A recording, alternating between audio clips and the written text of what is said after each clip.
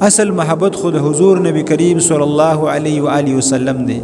او مبارک فرمایي صحابه رضی الله تعالی عنهم اجمعین ته تاسو کو چې د قیامت پر ورځ باندې به تاسو سره ملاقات څنګه کیږي.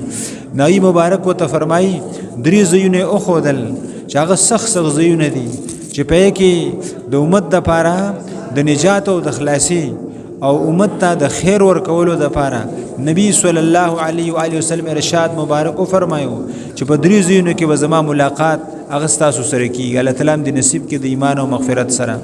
فرمایي یو چې کمزه کې اعمال تل لیکيږي میزان تل لګېدلې ده او یو چابلې دغه دومره لوی دی چې دا وواړه زمکه اسمانونه راجمه کې نو دا دغه په یو یعنی هغه پوره نه ډکې دغه په صحیح څه کې دا راځي دومره الله جل جلاله هغه تله د میزان چې کم ده هغه دومره عظیمه پیدا کړي. او محترم الته کې نیک اعمال او بد اعمال تل لیکي. الله تعالی دې زموږ د بدی او ګناهونو باندې دافع قلم راکاږي نیکی دې الله تعالی قبول کړي.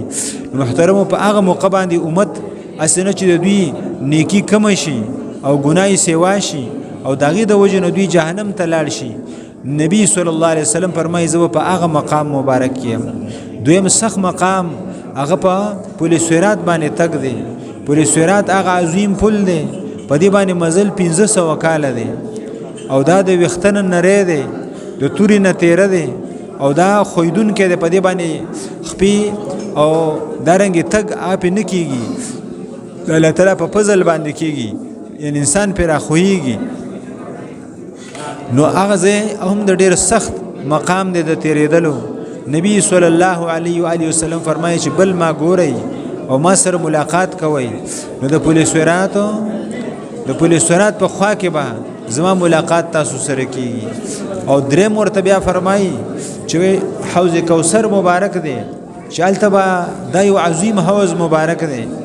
نبی صلی الله علیه و آله وسلم په ارشادات مبارکو کې فرمایي چې د دې حوض مبارک د اوبه د پيونه زیات سپینې دي د پيونه زیاتې سپینې دي د واورې نډيري یخې دي او د شهدونه زیاتې خوږې دي او د مشکونه زیاتې خوشبوې دي چې دا اوبه مبارک یو پیر چاوس کې نو لم یزما ابدا همیشه د پاره به دا بنده چرته تګې نشي دا بنده به تګې نشي. نو فرمایي چې بل به ما سره ملاقات په هغه مقام باندې کیږي. او صحابه ته انصار رضی الله تعالی عنهم مجمعین او ته او فرمایل چې تاسو سره به مشکلات مخې ته راځي سختۍ به راځي امتحانات به راځي. او فرمایي چې اصبروا حتى تلقوني على الحوض او كما قال عليه الصلاه والسلام ای پورې صبر وکئ چې زموږ تاسو ملاقات ما سره په حوض مبارک باندې وشي.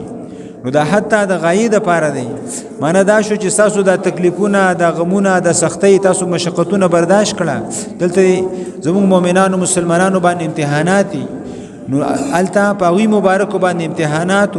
نو فرمایي چې دغه امتحاناتو دا کړهو او دا مهنت او د دې لپاره د زړونو مبارکو د خوشحالي زیشتا او داسې یو عظیمه هستی مبارک شته چې دای په ملاقات باندې به تاسو دا ټول غمونه دا ټول دردونه ټول زخمونه دا ډیر په خوشحالو باندې او په صحتونو باندې او دارنګي په ډیرو عزتونو باندې به دا بدل شي.